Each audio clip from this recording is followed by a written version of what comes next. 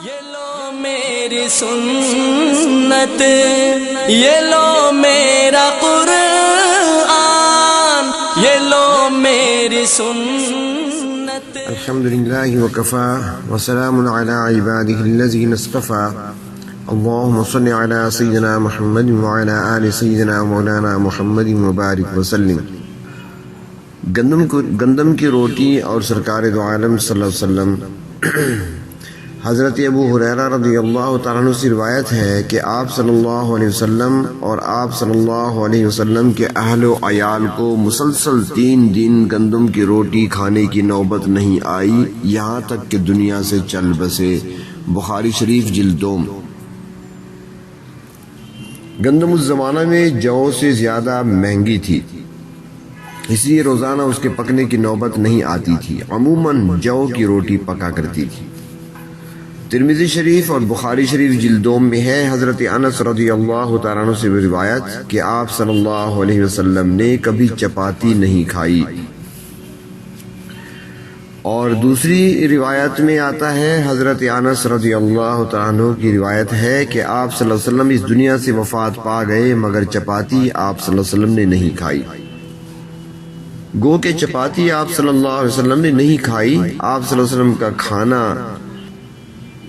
نہ کھانے کا یہ مقصد نہیں ہے کہ چپاتی کے اندر کوئی حرمت ہے یا جائز نہیں ہے، اس کا کھانا جائز ہے۔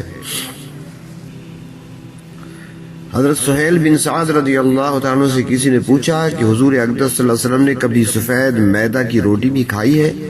انہوں نے جواب دیا کہ حضور اکرم صلی اللہ علیہ وسلم نے آخر عمر تک میدہ نہیں دیکھا، یعنی میدہ یا اس کی روٹی کھانے کی نوبت نہیں آئی۔ پھر سوال کرنے والے نے پوچھا کہ حضور اکرم صلی اللہ علیہ وسلم کے زمانہ میں تم لوگوں کے یہاں چھلنیاں تھیں؟ انہوں نے فرمایا کہ نہیں۔ آپ صلی اللہ علیہ وسلم کھجور کے ساتھ بھی روٹی کھا لیا کرتے تھے۔ حضرت عبداللہ بن سلام رضی اللہ تعالیٰ عنہ فرماتی ہیں کہ میں نے رسول اللہ صلی اللہ علیہ وسلم کو دیکھا کہ جو کی روٹی لی اور اس پر کھجور کو رکھا اور فرمایا کہ یہ اس کا سالن ہے۔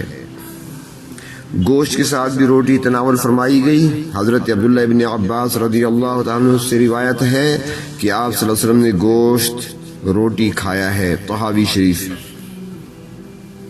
اور ابو داؤد شریف میں ہے، حضرت جابر رضی اللہ تعالیٰ عنہ فرماتی ہیں کہ آپ صلی اللہ علیہ وسلم کی خدمت میں روٹی اور گوشت پیش کیا گیا، آپ صلی اللہ علیہ وسلم نے اسے تناول فرمایا۔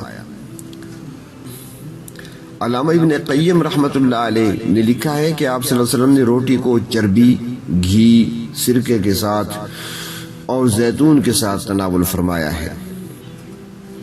ابن ماجہ شریف جلد 2 میں ہے، حضرت انس بن مالک رضی اللہ تعالیٰ عنہ فرماتی ہیں کہ نبی اکرم صلی اللہ علیہ وسلم کے لیے ام سلیم رضی اللہ تعالیٰ عنہ نے روٹی پکائی اور اس میں کچھ گھی وغیرہ ڈالا، پھر کہا کہ نبی کریم صلی اللہ علیہ وسلم کے پاس جاؤ اور بلا لاؤ۔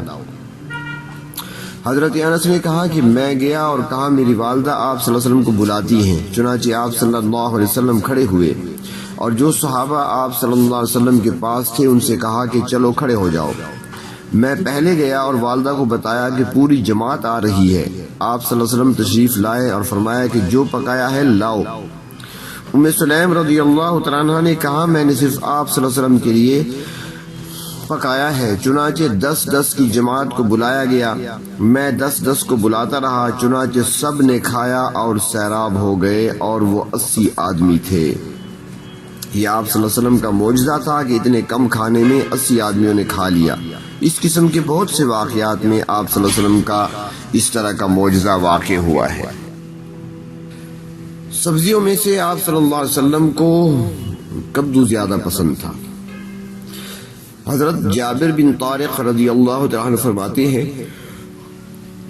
کہ میں جناب نبی کریم صلی اللہ علیہ وسلم کی خدمت میں حاضر ہوا تو کدو رکھا ہوا تھا۔ میں نے پوچھا یہ کیا ہے تو آپ صلی اللہ علیہ وسلم نے ارشاد فرمایا یہ لوکی ہے، اس سے سالن میں اضافہ کیا جائے گا۔ ایک روایت میں ہے کہ لوکی کے ٹکڑے کٹے ہوئے رکھے تھے۔ ابن ماجہ شریف جلد 2۔ حضرت واصلہ رضی اللہ تعالیٰ عنہ سے روایت ہے کہ آپ صلی اللہ علیہ وسلم نے فرمایا تم پر لوکی لازم ہے، یعنی کدو، یہ دماغ کو قوی کرتی ہے۔ حضرت انس رضی اللہ تعالیٰ عنہ سے مرفوعاً روایت ہے کہ لوکی کھاؤ، اگر اس سے زیادہ کوئی نفع دینے والا درخت ہوتا تو اللہ تعالیٰ حضرت یونس علیہ السلام پر اسی کو اگاتے۔ اگر تم میں سے کوئی شوربہ بنائے تو اس میں لوکی کا اضافہ کرے، یہ عقل و دماغ کو قوی کرتی ہے۔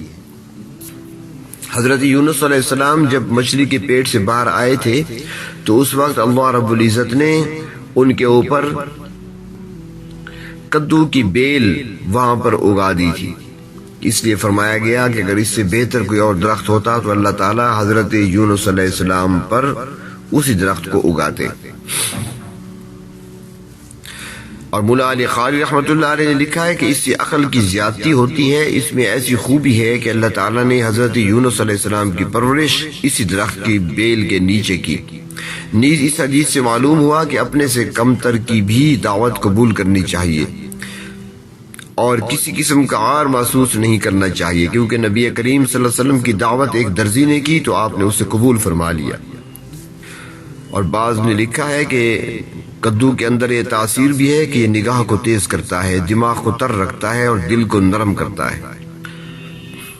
اور مسند احمد میں ہے حضرت عائشہ رضی اللہ تعالیٰ سے اللہ کے رسول صلی اللہ علیہ وسلم نے ارشاد فرمایا کہ جب تم شوربہ پکاؤ تو اس میں لوکی یعنی کدو زیادہ ڈالو، یہ غمگین دل کو طاقت پہنچاتی ہے۔ حضرت ام منذر رضی اللہ تعالی عنہا فرماتی ہیں کہ حضور اقدس صلی اللہ علیہ وسلم میرے یہاں تشریف لائے، ہمارے یہاں کھجور کے خوشے آویزاں تھے، آپ صلی اللہ علیہ وسلم تناول فرمانے لگے، ساتھ میں حضرت علی بھی تھے۔ آپ صلی اللہ علیہ وسلم نے حضرت علی رضی اللہ تعالیٰ عنہ کو روک دیا کہ ابھی تم کو بیماری سے افاقہ ہوا ہے۔ حضرت علی بیٹھے رہے اور آپ صلی اللہ علیہ وسلم کھا رہے تھے۔ ام منذر کہتی ہیں کہ میں نے چقندر لیا اور جو لیا اور اسے پکایا، آپ صلی اللہ علیہ وسلم نے حضرت علی سے فرمایا اے علی تمہارے لیے یہ مناسب ہے، یہ کھاؤ۔ اس سے بھی معلوم ہوا کہ پرہیز کرنا یہ توکل کے منافی نہیں ہے اور طبیعت کے موافق ہونے یا نہ ہونے کی رعایت رکھنا یہ بھی سنت ہے۔ حضرت سہل بن سعد رضی اللہ عنہ فرماتی ہیں کہ ہم لوگ جمعہ کے دن بہت خوش ہوتے تھے کہ جب ہم لوگ نماز جمعہ سے فارغ ہوتے تو ایک ضعیفہ تھی، کمزور بوڑھی عورت، اس کے پاس ملاقات کو چلے جاتے، وہ چقندر لیتی اسے ہانڈی میں ڈالتی، کچھ جو لیتی اسی ہانڈی میں ڈال کر پکاتی، نماز جمعہ کے بعد ہم لوگوں کو وہ پیش کرتی، اس وجہ سے ہم لوگ جمعہ کے دن خوش ہوتے۔ ہم لوگ جمعہ کے دن نماز جمعہ کے بعد ہی کھاتے اور قیلولہ کرتے۔ بخاری شریف جلد 2۔ اس سے معلوم ہوا کہ جن لوگوں کے ساتھ بے تکلفی ہو تو ان کے یہاں جا کر کھانے میں کوئی قباحت نہیں ہے، اور یہ بھی ثابت ہوا کہ جمعہ کے دن جمعہ نماز کے بعد کھانا اور قیلولہ کرنا سنت ہے۔ جناب نبی کریم صلی اللہ علیہ وسلم کچا پیاز اور لہسن استعمال نہیں فرماتے تھے، البتہ پیاز کو جب پکا دیا جاتا ہے جیسے سالن میں پکایا جاتا ہے اور اس میں چونکہ بو باقی نہیں رہتی تو اس لیے آپ صلی اللہ علیہ وسلم تناول فرما لیتے تھے، اور کچا پیاز کھا کر مسجد میں جانے سے سخت منع فرمایا ہے۔ حضرت عائشہ رضی اللہ تعالیٰ فرماتی ہیں کہ نبی کریم صلی اللہ علیہ وسلم کا آخری کھانا وہ تھا جس میں پیاز تھا، یعنی پکا ہوا پیاز۔ مشکات شریف اور ابو داؤد شریف میں یہ حدیث موجود ہے۔ یہ لو میری سنت، یہ لو میرا قرآن، یہ لو میری سنت، یہ دکھلائے گی تم کو اب راہ جنت۔